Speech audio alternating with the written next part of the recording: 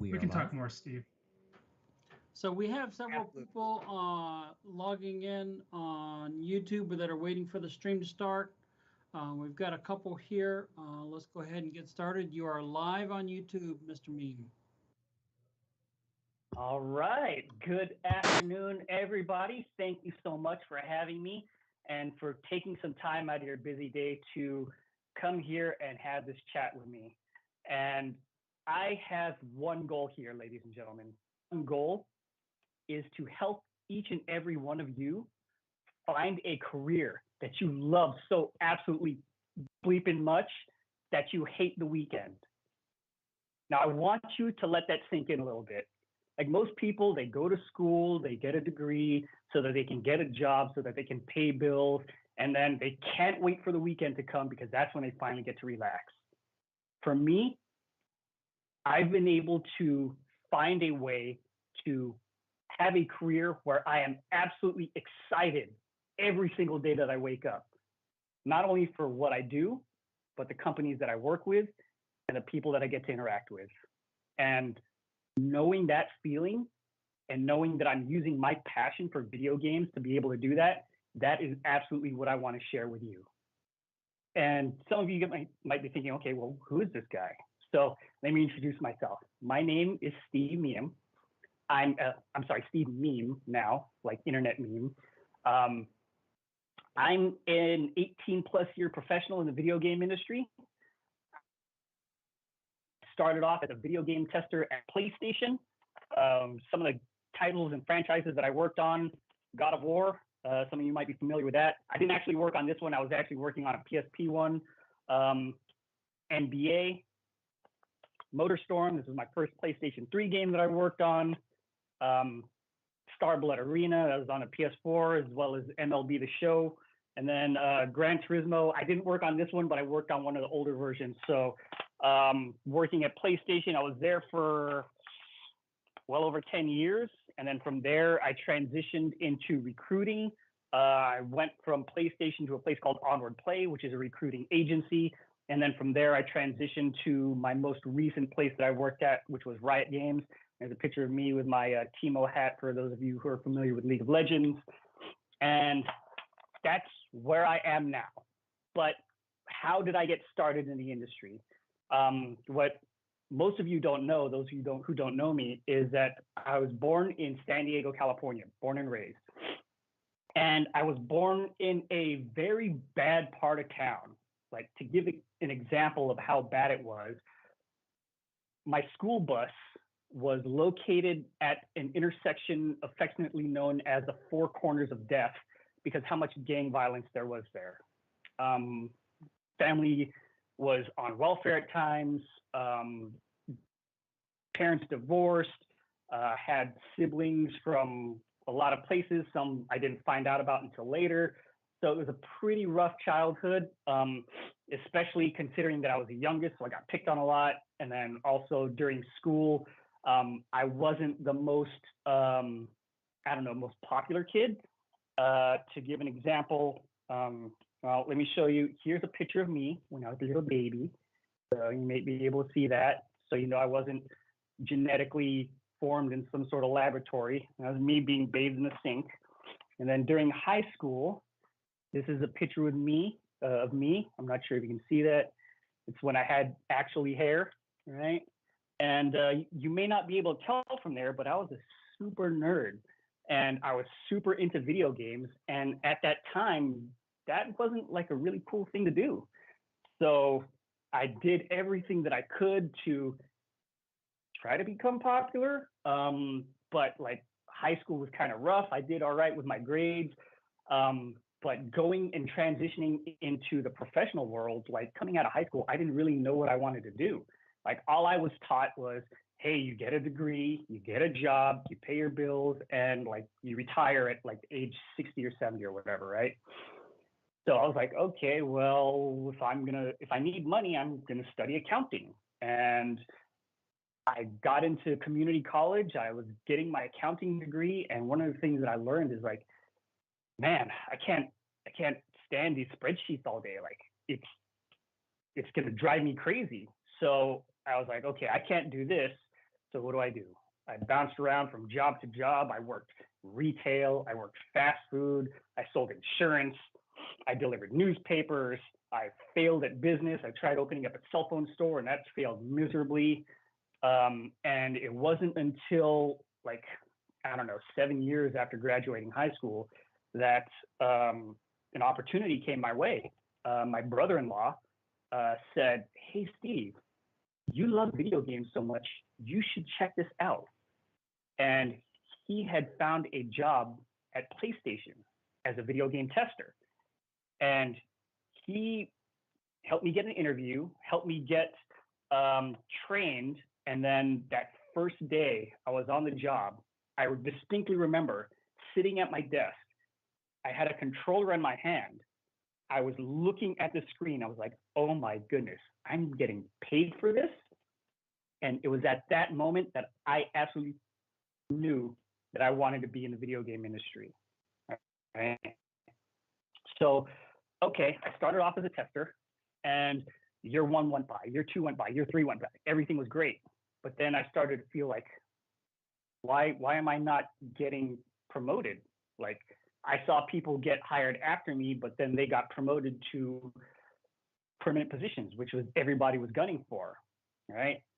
And at first I was blaming everybody. I was like, oh, this person only got hired on because he was buddy with so-and-so, or this company sucks. And it wasn't until I got into like personal development and things like sales and technology that I realized that the problem wasn't with the company, the problem was with me. And then that's when I started studying and putting things together and actually implementing them. And then that's how I ended up really advancing my career, right? So one of the things that I learned was, instead of just focusing on me, how am I focusing on the people around me? How am I focusing on the team game instead of just being an individual, right? And from there, management started noticing, because instead of me hoarding all of the bugs, because I was a bug tester, instead of me hoarding all of the bugs for myself, I started sharing them with the new people that came in. And I started taking better care of myself and being more respectful to all of the managers and my coworkers. And from there, that's when my career really blossomed. And that's when I moved from testing and I got my gig in production. So from testing, I became a production coordinator and production manager. And then 3 years after doing that, maybe 5 years after doing that, then I started to get an itch for, okay, well, I like this production thing, but it's not really fulfilling me. Like, it's cool to be in the credits and stuff, but then I was like, oh, what I really get fulfillment from is helping people in their careers. So that's why I transitioned from game development to recruiting. And that's what brings me here to you. That's why I'm here, because I want to share my experience. I know as students, a lot of you may be feeling some anxiety.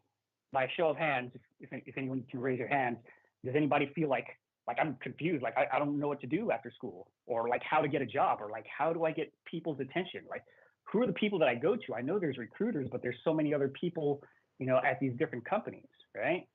Or maybe you're confused, like, well, what roles do I apply for? Like, I know there's so many different ways of getting in the industry. I know some of you are animators, some of you are VFX artists, some of you may want to get into production. And that's what I want to help share, is what are the different ways that you can find your way into your career, the path that will absolutely make you the happiest. So what I want to do first is go over some of the insights into the entire hiring process, because that'll help give you some insight into what recruiters and what the hiring team is looking for. And then after that, then I'll get into more of the down and dirty, what are the actual practices that you can use to actually get the attention of the recruiters and the people on the hiring team. Is that cool? All right. So let's start off with my little visual aid here. Let's start off with, who are the people that are important when it comes to getting a job? Now, I'm a recruiter, but I'm only one aspect, one person involved in the entire hiring process. And it typically starts, in this example, we'll start off with the dev team, right? So the development team, they're creating a game, right? And maybe they have a new mode coming up and they're like, hey, you know what? We're gonna need a new animator in order to work on this game, right? So the dev team will go to the manager or the owner, depending on how big the company is, and say, hey, this is the type of person we need. You know, these are the skills that we have. Do we have a budget for that person to actually, you know, join us on a team? And if it says yes, then they go to the recruiter, and the recruiter discusses with the manager and the dev teams like, okay, well, you want an animator. What are the skills that they need? What's the budget that we have for this person? What are the other technical requirements that they have, right? And then once that's agreed upon, then the recruiter and a sourcer is kind of like a recruiter, but the recruiter they're charged with like the logistics of getting the talent brought on, doing the onboarding and going through the interview process and stuff like that. And the sourcer is more like the one that goes out and just like headhunts, right? We'll message people and say, hey, do you want to come in? Are you available? Do you want to come in for an interview? So the recruiter and the sourcer, sometimes they'll go to internal talent, right? This is one of the things that they do often is they'll reach out to people that are already working at the company. And if they want to change a career path, or if they want to get promoted, sometimes the sourcers and the recruiter will go there. And they also look for company employee referrals. So that's something to keep in mind as well, because a lot of companies will give bonuses to any employee that refers a friend or somebody else in order to get a job, right? So these are some of the people in the companies to keep in mind, right? Now, sometimes they don't have the talent in-house. So what they'll do is they'll reach out into the real world. Like the recruiter will post a job posting on LinkedIn, and it's that way they attract people to apply, and that's how they get applicants. Another thing they can do is go to a talent agency, like the one that I mentioned before, Onward Play. And especially if the recruiting team doesn't have enough people to fill up all of the roles and they need some help, a lot of times they'll go to an agency. Or if they're looking to fulfill a role that's very unique and niche, that's when they'll often go to an agency in order to get assistance, right? So these are a lot of the people that are very involved in the hiring process. So these are the people that you should look for, all right?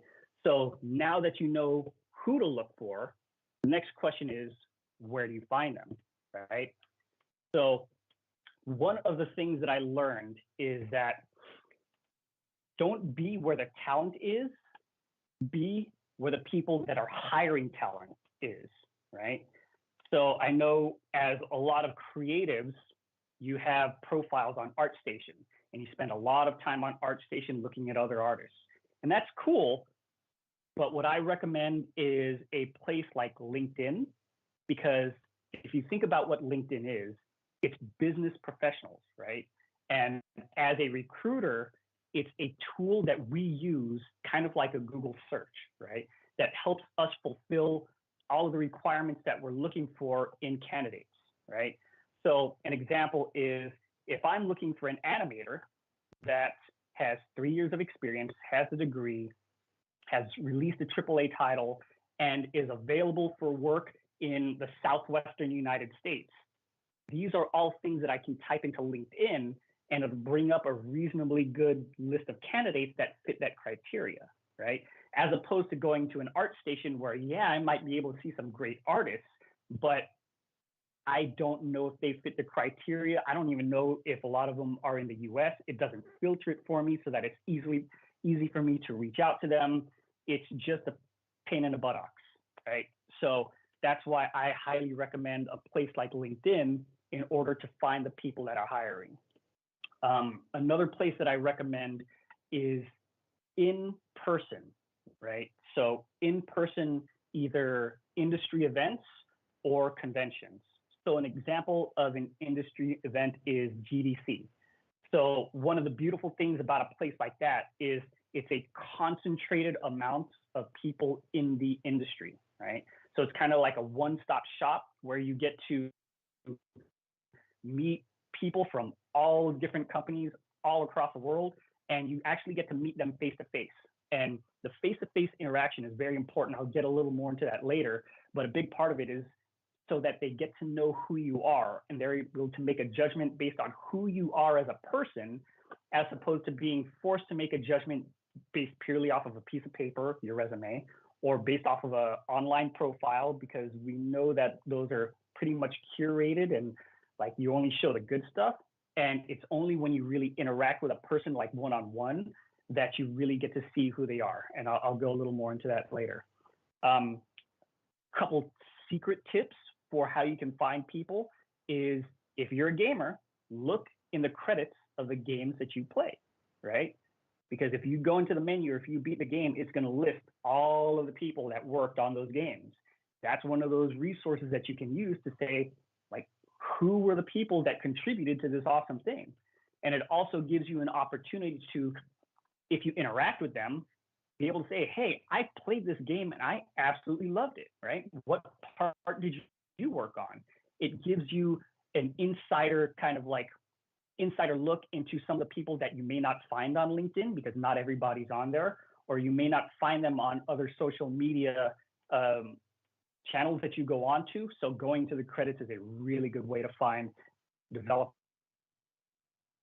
to message. Another really good place is the game forums, okay? So a lot of games today have some sort of online forum or online community site. And what you can do is go on there because the developers often go to these sites to accumulate feedback from the players, right? Because what the developers do is they'll ask questions, get feedback from the players, and they'll use that to make the game better. So yes, absolutely, you can find credits on YouTube as well. Excellent suggestion. So regarding places to look, social media, in person, in the forums, in the credits, those are excellent places to go to. So, all right, now you've found these people. Now, a big part of getting a job is understanding what are they looking for, right? And if I could give you one tip on what are they looking for, it's for you to be undeniable in what you can do, right? So this is regarding technical skills and people skills, right? So as animators, for example, you may have the technical skills, but a big problem that recruiters have is anybody can say they're an animator, right? You animate one, I don't know, one GIF or something like that, or GIF, depending on how you want to pronounce it. You're an animator technically, right? So one of the challenges that a recruiter has is like, how do I know that this person actually made what they're showing on screen? Especially with things like AI now, making the process kind of like you don't really know how much a person. Things that I encourage you to do is find ways to answer those questions before the recruiter even has to ask it. So a lot of that is with your portfolio, making that easily accessible and showing ways how you can like prove that it's you that's doing the work.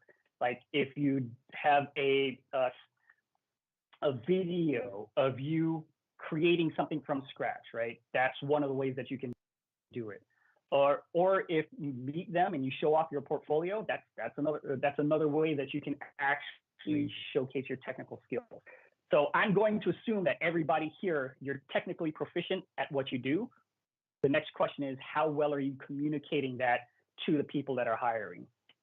And the next thing that I'm going to emphasize is probably the most important, and that is the people skills.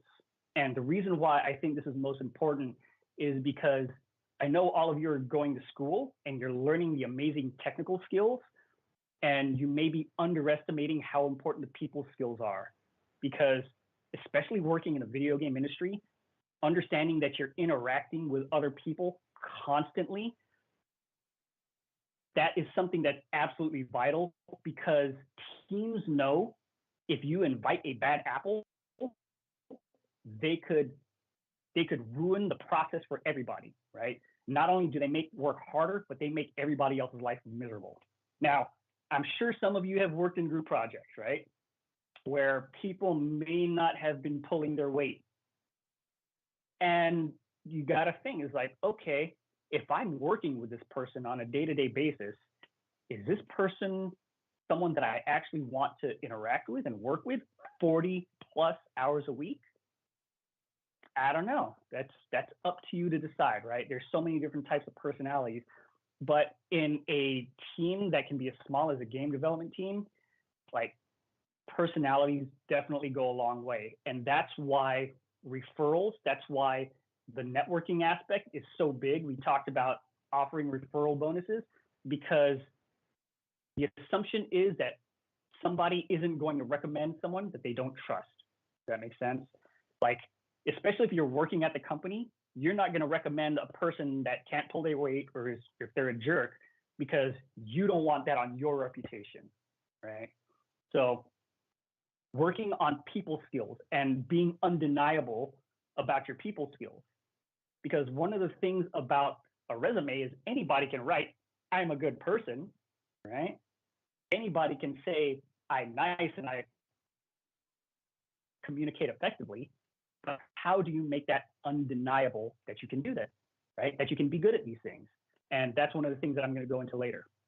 All right. So a big part of it is making sure that the hiring team can actually trust your technical skills and trust your soft skills, right? And then also making sure, one of the things I touched on a little bit is when they're searching for you on LinkedIn, is like, do you fit the other criteria that they need? Like, do you work in the location that they need? Because just because you qualify doesn't mean that you're willing to move across the United States, right? So that's one of the things that recruiters have to filter for, right? And then just a side note is understanding that there are different types of roles that they're searching for. And what I mean by that is there are temporary roles, like contract roles, is another word for temp. There's internships, and then there's also permanent positions. So permanent positions are like, if they know they're going to need somebody for a long time, they'll hire a permanent role. And the difference between permanent and temp is that permanent gets a lot more benefits, right? And it's just a side note on that. A lot of companies will start off as a temp. They'll start hiring as a temp because they use that as an extended interview process, right? Because sometimes people can kind of finagle their way through, the interview and get hired on. But then when you see them like on a day-to-day basis, they may not always appear like they do on their resume, if that makes sense. So that's why you'll see a lot of, especially big companies, start off with hiring on as temp before bringing them onto a permanent role. And then internships, that's something to keep in mind, because that is a different level of openness to different demographics, right? So internships are typically for school students, so college students, and different companies have different requirements. Like, for example, I know PlayStation is one of the companies that allows eligibility for up to 1 year after graduation, right? Most other companies that I've seen, they require you to currently be a college student. So just a couple side notes regarding what to look out for and what recruiters looking out for. So the next part is, okay, we went over who to look for, where to look for them, what are they looking for. The next part I want to go over is timing. So the when, right? So the goal for you is to be unforgettable. And what I mean by that is I want you to understand that you're dealing with timing when it comes to applying for a job, right? Because most come out of school,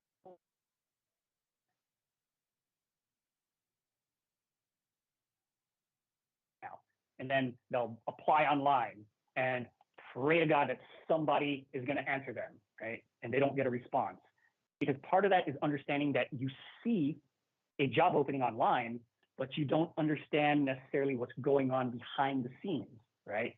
So going back to the example, remember when the dev team said, hey, we need a person, we need an animator, they're talking about that during the meetings.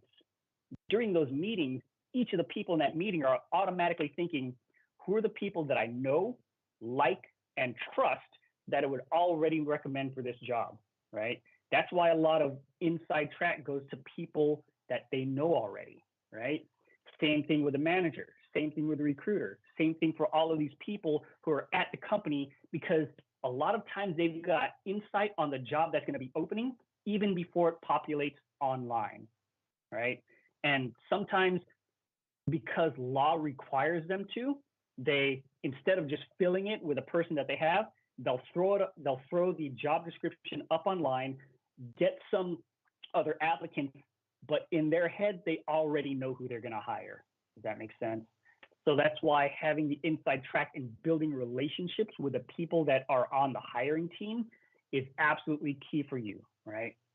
And when it comes to the timing of this situation, another mistake that a lot of applicants make is that they only wait for jobs to pop up online before they apply to them, right? And the problem with that is, as a recruiter, if I have a job that opens up and I have 1,000 applicants, I'm probably not going to go through all 1,000 applications. The reason why is because I'm looking for 3, maybe 4 people that I want to recommend to the manager and the dev team that they're going to interview, right? And out of those 3 or 4 people, they're going to make the decision from there. So understanding that if they're going to make that decision under that time frame, being a part of being available even before that opens up is going to work tremendously in your favor. Sorry, I forgot where I was going with that. But the other point that I wanted to make is make sure that you're playing the long game. And what I mean by that is don't just wait for an opportunity to show up and then you apply for it. Foresee that companies are going to need people in the future. And that's why you proactively go out first and build relationships with the people at these companies so that you're top of mind when the job opens up, so that they don't have to go searching for you because they already know that you exist. Does that make sense? So, all right, now that we've gone over who to look for, where to find them, what are they looking for, and the timing of how to apply for the jobs, now part of it is like, how are you actually going to go about doing that? And this is where I'm going to go into the tips that I've accumulated during my 18+ year career. And the philosophy that I've had, that I've built my entire career on, is you will get everything you want in life if you help enough people get what they want. All right.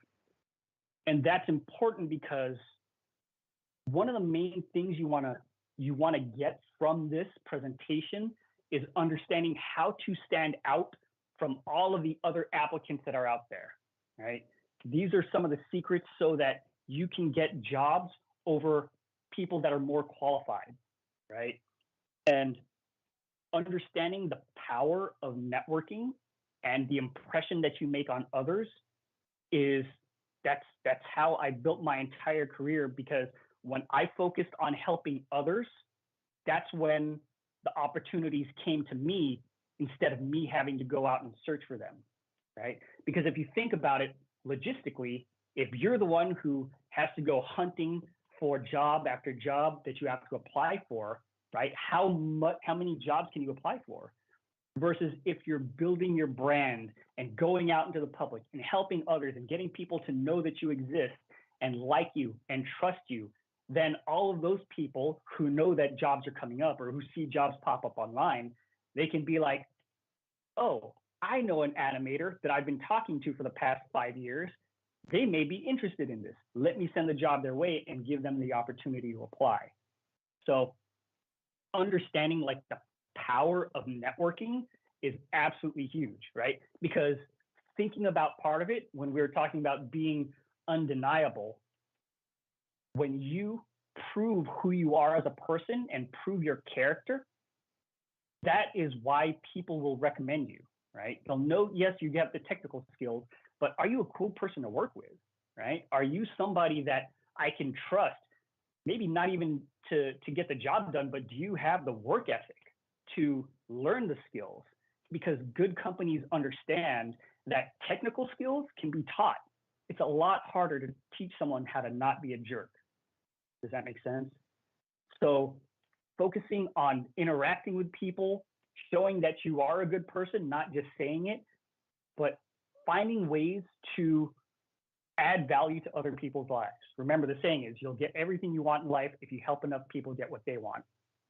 So we were talking about things like LinkedIn, right? So LinkedIn, I absolutely love. One, because that's where it's easy for me as a recruiter to find people to interact with. And two, each one of those interactions, every time I interact with somebody, that's already part of the interview process. Because I can see, how are they communicating? What are the types of things that they're communicating? Are they always complaining online? Or are they actually genuinely looking to help somebody else? Are they posting things about themselves online? What am I seeing about their character that will reflect in the work environment? And these are all things, as a recruiter, I have to use these things to be able to provide my best judgment so that when I make recommendations to the hiring team, that they can make a quick judgment on, okay, bring this person in. It's at least worth taking another look at, right? Taking a deeper look at. So regarding LinkedIn, one of the things that I recommend that you do, if you're going to make a checklist on something to do, is go on LinkedIn, find the target companies where you want to work, and connect. Because every single person that you reach out to, part of it is understanding that they're just on LinkedIn and you're requesting a connection, right? You may not get accepted because you don't know what's going on in that person's life at the moment that you send out the connection request. You don't know if they're on vacation. You don't even know if their profile is up to date. There's so many things you don't know. So your goal is to reach out and connect to as many people as possible. One of the things about LinkedIn is understanding that they have a limit of, I believe it's 100 connections per week. So make sure that you keep that in mind so that you can max it out every single day, right? Or every single week. So if you haven't started doing that, highly recommend that you start doing it now, because you're working in preparation for the time when that perfect job opens up and you want them to have you in mind. All right. Another thing about LinkedIn is be active when it comes to posting. The reason why is because all of the people that are connected to you, whenever you post, you give them an opportunity to remember that you exist, okay? The importance of that is, if you only message them once today, if the perfect job opens up like 6 months from now, are they going to remember you based on that one post 6 months ago, right? Another thing is, as you're working on projects, you can post your progress. It doesn't always have to be the final result that you have, because when you're going through all of the trials of creating a finished product, part of this is understanding that you're showcasing some of those soft skills that the companies are looking for. Like, who's self-driven? Because if you're doing an independent project, nobody's forcing you to do it, right? If you're communicating online, they're getting to see that, oh, this person communicates effectively, both written and in person or on video, right? Those are things that they can infer based on those things that you're posting online. So another thing about posting online is you give connections like me the ability to like and comment on your work, which then you're leveraging my 15 plus years of connections on LinkedIn so that they're more likely to see your work. Does that make sense? So make sure that you're posting constantly. Another part of getting the job is understanding that you can leverage your skills, leverage skills other than the skill that you're working at right now. So if you're an animator, maybe you have leadership skills, right? Or organizational skills. Something that you can do is organize groups and post these things online, and that's showcasing your leadership and giving management the opportunity, or giving the hiring team the opportunity to see how multifaceted you are. And this is especially important for smaller companies because a lot of those teams need people that have multiple skill sets instead of just being hyper focused on one thing. Michael, we good? Good. Okay, cool. So yeah, I'm a super fan of finding other opportunities through other skills that you have. And remember, when you're networking with people, being nice and being a good human being has more to do with just what your professional skill is, right? So if I'm visiting New York, right, and someone there lives in New York, and if I post online, hey, I'm looking for the best steakhouse in New York, something that gives you an opportunity to do is say, hey, Steve, I see you're coming to New York for the first time. I'm a native. I'll take you to this awesome steakhouse. I've been there. You know what? I'll buy you your dinner. I'll show you around because it's a place that I absolutely love, and I'll just hang out with you. And thank you so much for helping me out with all of the stuff that you taught me. And then that's a way of building rapport and listening to the audience, because a big part of understanding what is somebody looking for is actually listening online. What are their posts? What do they wish? And actually giving them what it is that they need. And the cool thing about being of service to other people is you don't always have to be the one that's providing the service, right? Because something that you can do is, if you're an animator, but PlayStation's looking for a concept artist, and you know a concept artist, you can make the referral, and now you're an all-star. They remember you because you're helping them fulfill what they need, right? So helping and finding other ways that you can give them what they want. Another example that I absolutely love is volunteer work. So some of you may know there's a conference coming up called GDC. Something that I'd recommend you keep an eye out for is the volunteer program. It's actually a paid position. I don't think it's purely volunteer, so that'll help with the cost if you have to travel across the country. But I believe the applications for that program is coming up in October or November. Great way to go to a place, like I said earlier, where it's absolutely concentrated game developers from around the world. And one of my favorite stories is that somebody who's a vice president now, he got his start in the industry by going on LinkedIn, memorizing faces of people and where they worked at the top of an escalator. And as people were coming up, he was able to identify them, strike up a conversation, and that's how he got his foot in the door, just by communicating, like showing that he research. So that's why I absolutely love. Plus, that's one of those things where you can showcase like your skills. You're showcasing your soft skills. How are you interacting with guests? How are you helping people out? So volunteer work. And then the last one that I recommend, the last trick that I have for this presentation, is finding and creating ways to be of service. And one of the things that I mentioned before is going on game forums, right? And interacting directly with the video game developers. So when I was working at this one studio, we had a community, and out of all of the community members, one took the initiative to gather, I believe it was like the top 100 features that the entire community wanted, and put it in a report and prioritize it from top to bottom. What were the most requested features to the last requested features? And then he put that in a report and he delivered that to the developers. The developers saw that and said, oh my goodness, look how much value this person provided in his spare time. Imagine what he could do if he worked with us full time. So just because of that, the developers reached out to him and created an entirely new position and offered it to him. So he didn't even have to apply. He just had to say yes. So that's one of those things where finding creative ways to interact and add value to the people that are in charge of hiring, those are the things that will take you a long, long way. So those are the tips that I have for now. Some of the success stories that I have is I've got a friend, Jomar, that I used to work with in QA. I worked with him years ago at PlayStation. And when I was recruiting, a position opened up for a tester at Riot. And he was one of the people that immediately sprung to mind. I was like, hey, this position just opened up. Are you interested? I messaged him and probably 100 other people.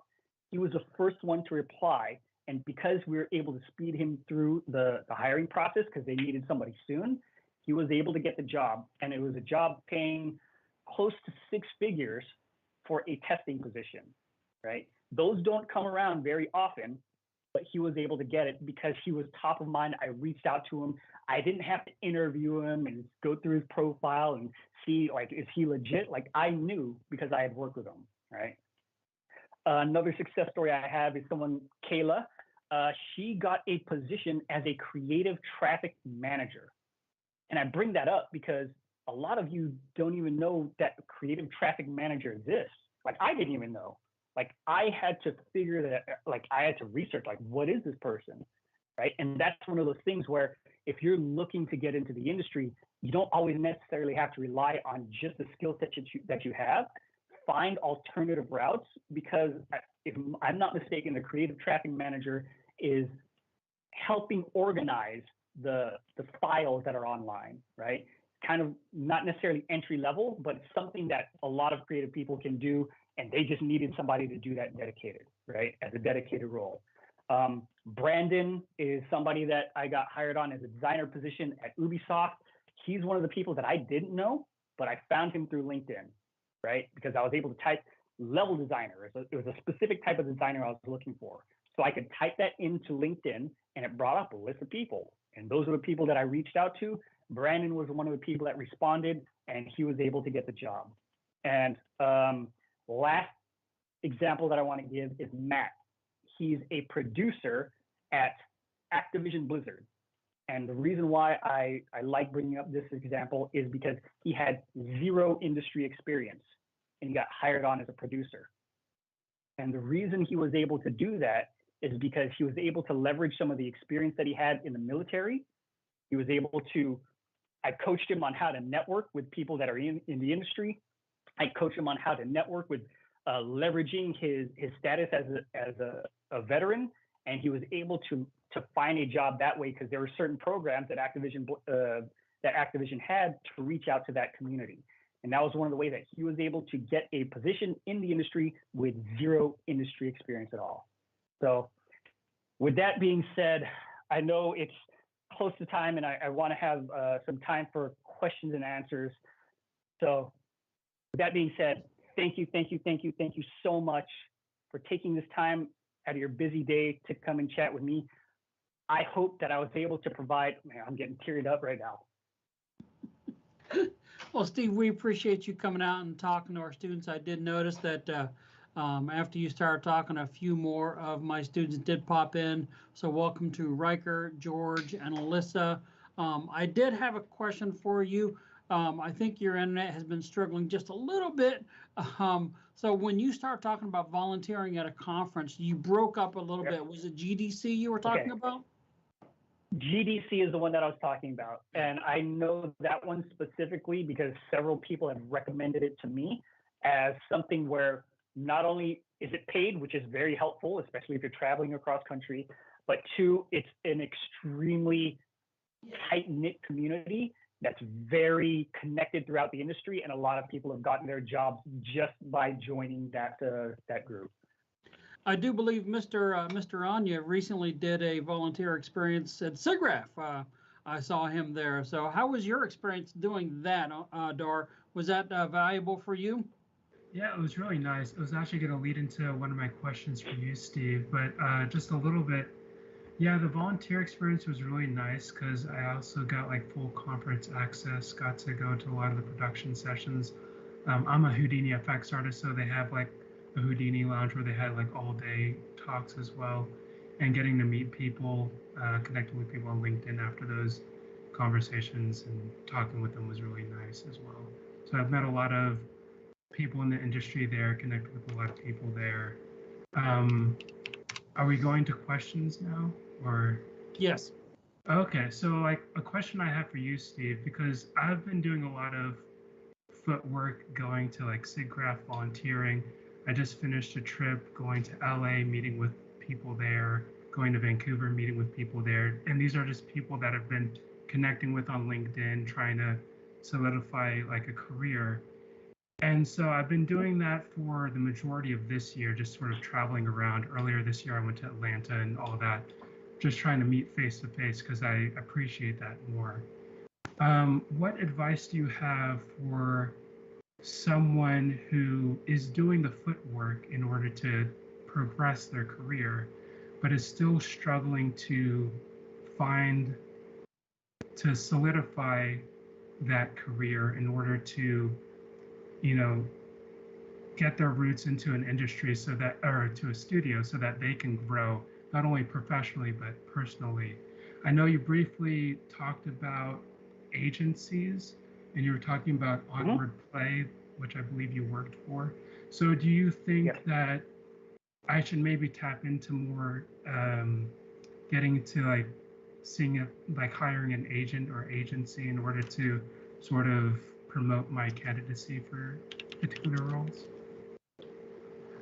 So I am a huge supporter of it because things that happens is when you have an agency, or when you're working with an agency, is that they know, like, they get deals from all different companies, right? Mm-hmm. So Onward Play was recruiting for Activision Blizzard, Riot, PlayStation, bunch of indie companies, Uber.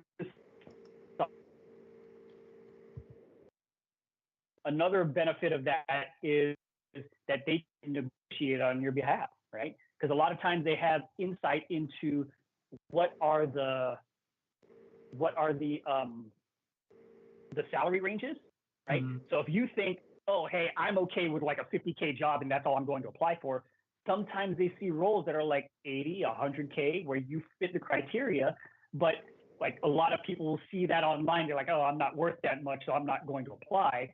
Mm-hmm. But the recruiter at some of these agents will more insight into what you actually do qualify for, because a lot of students just aren't trained on like, what am I worth, right? What's my Yeah. skill set worth? So that's one of the big benefits of having an agency on your side, right?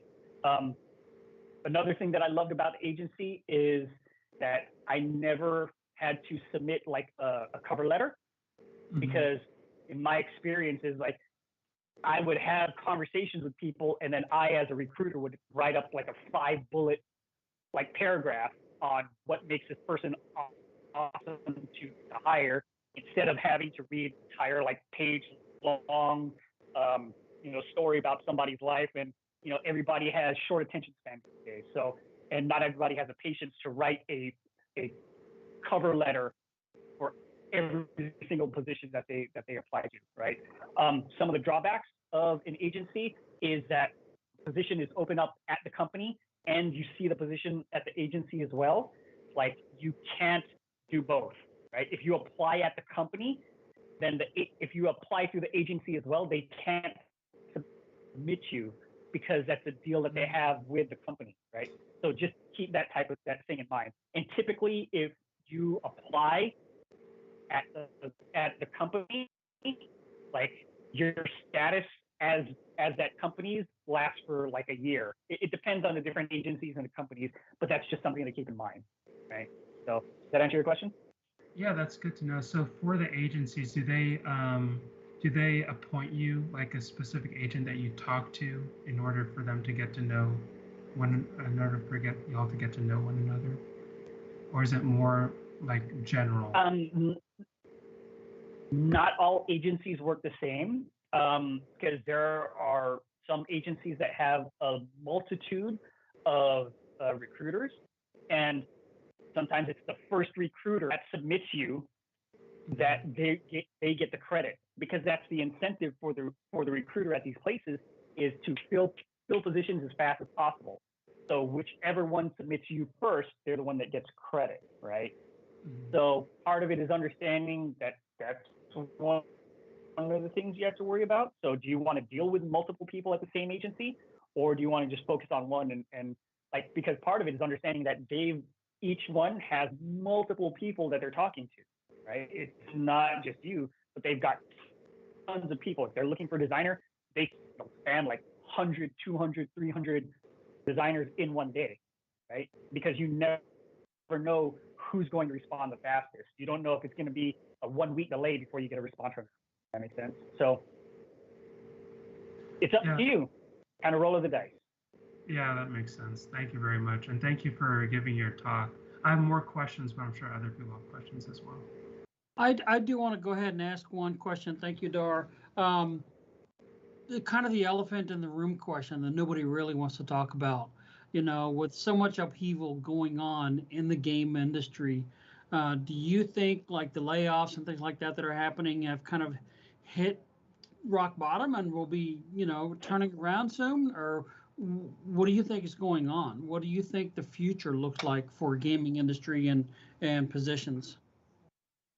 What I can guarantee is that the industry functions in waves. It goes up, it goes down, goes up, it goes down. I mean, this isn't the first downturn that we've seen in the video game industry, right?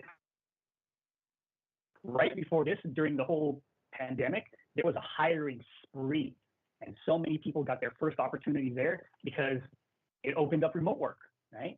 But as the economy and like companies are going back to, hey, we want people to work in the office, now the industry's kind of changing, but I can guarantee that it's going to go back up. So that's why it's absolutely vital for you to start networking now and start building genuine relationships now, so that especially when the economy turns up again, they know where to look, right? Because it's going to happen quick. And if you wait for that moment before you start to apply, you're already behind the eight ball.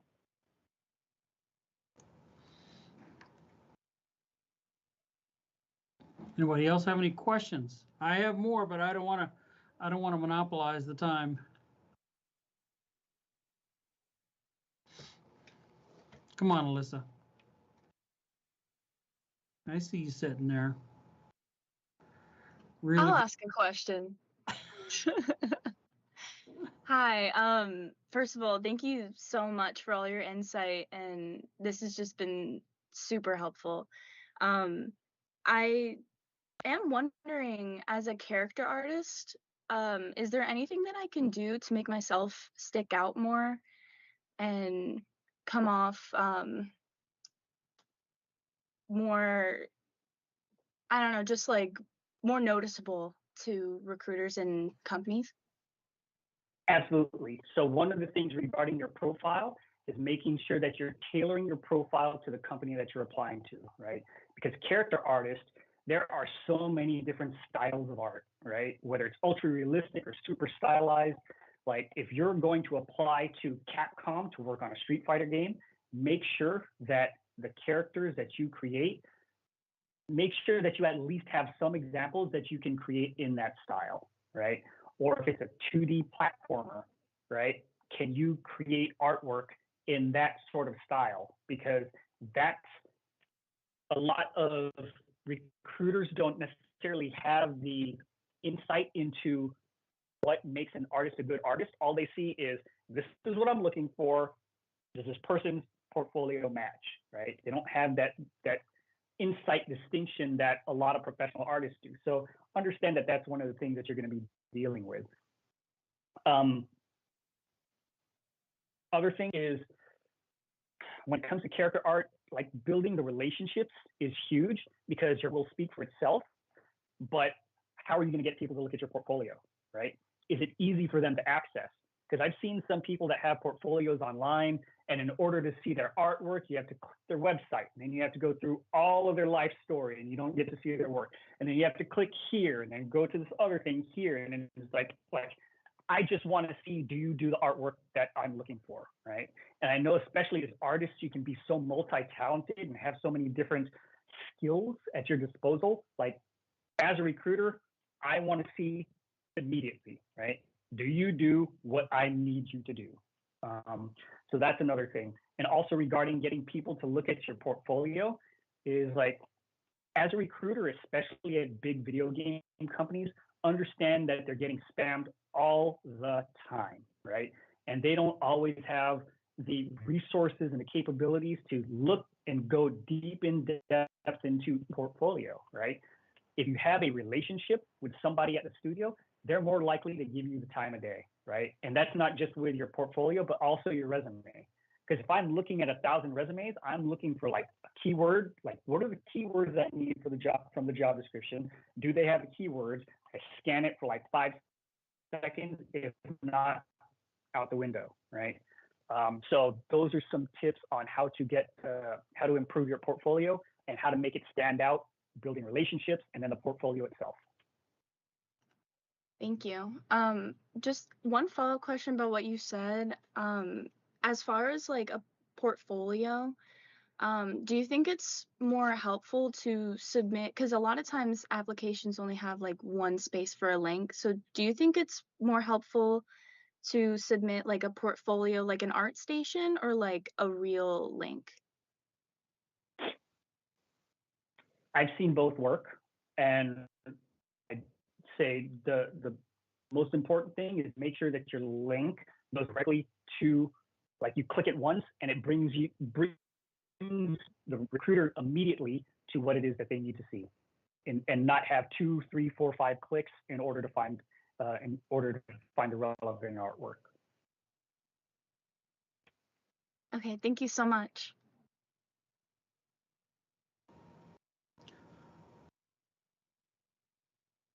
Keep them coming.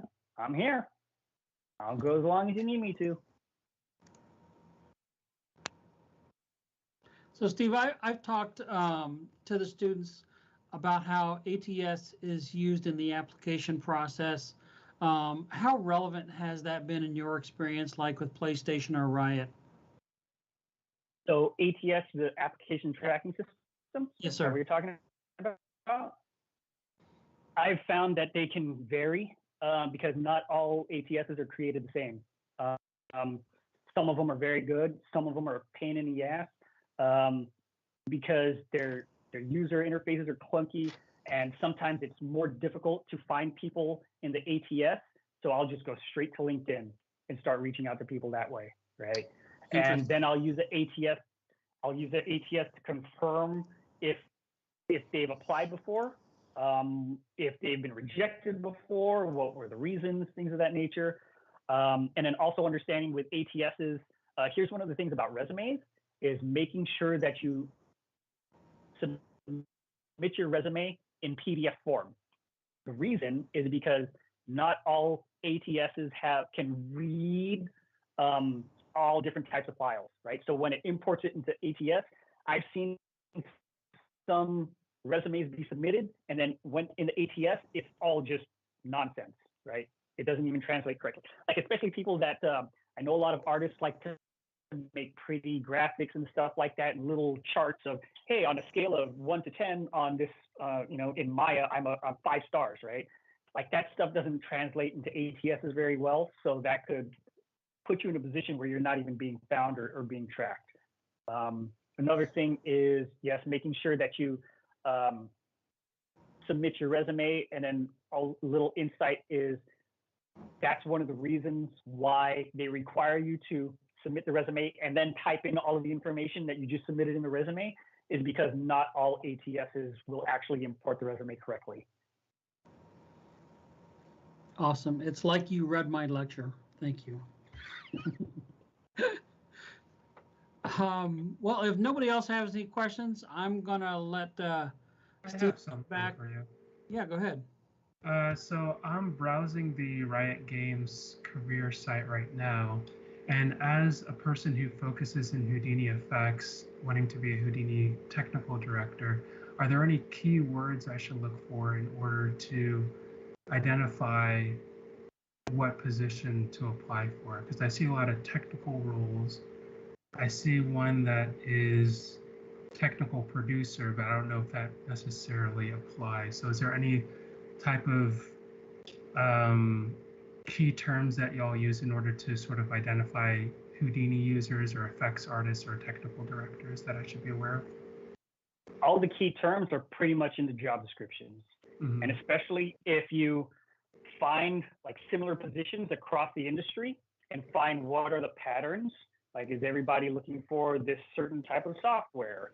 Those are the types of things that you can use.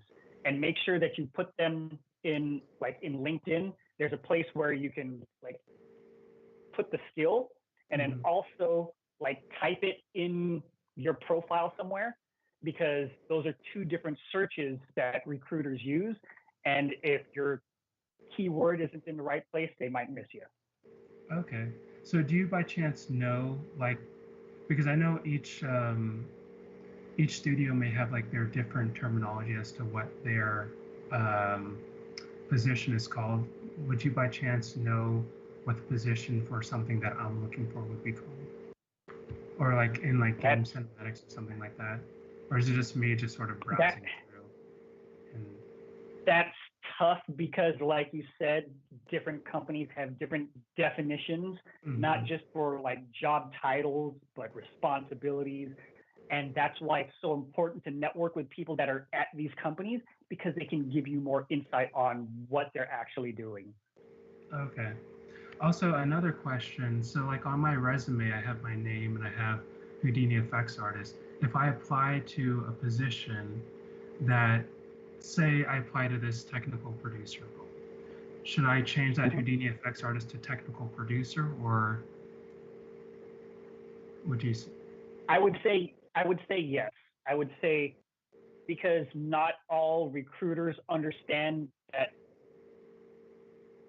even though the titles are different, the responsibilities may overlap.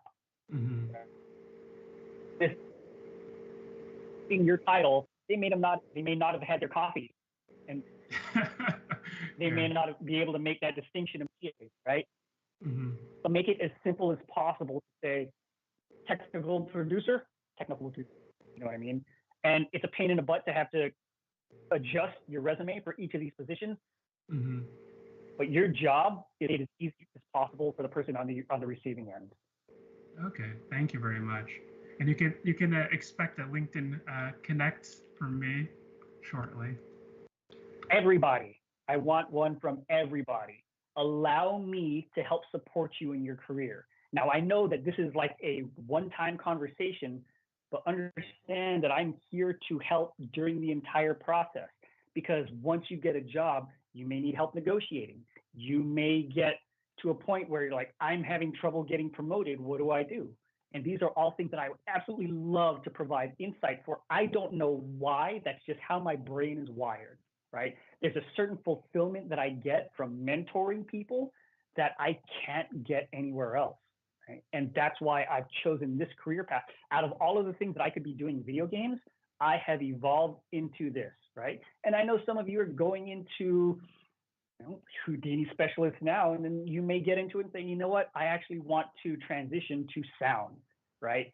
Sound design, or I want to be a producer now, or I want to be a leader. And like, those have their own set of how do I maneuver to get from where I am to where I want to go, right? And I want to be here to just help however I can, because the more I help you out, I help companies out find the right talent, and somehow karma just comes back, and like that helps me get more opportunities, and it helps me play more awesome video games. So yes, I'm helping you, but part of it, there's that selfish thing in me too.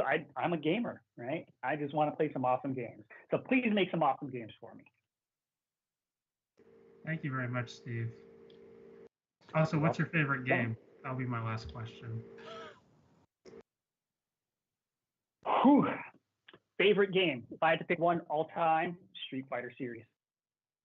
One where I found out, kind of like my superpower, And what I mean by that is my brother, 4 years older than I am, we would play Street Fighter, and I got so good, I would.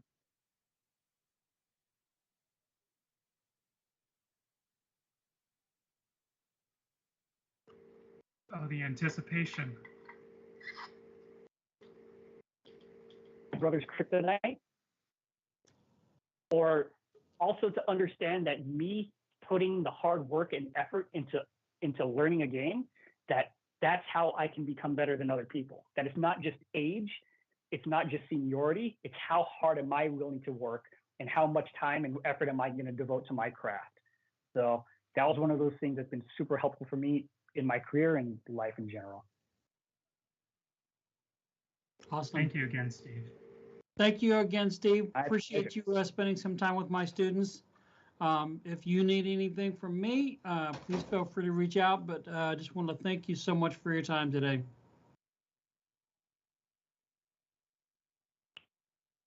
All for joining. Please connect with me on LinkedIn.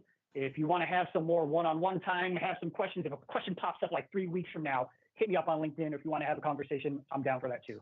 Cool? Thanks so much, Steve. All right. You all have a good one. Bye.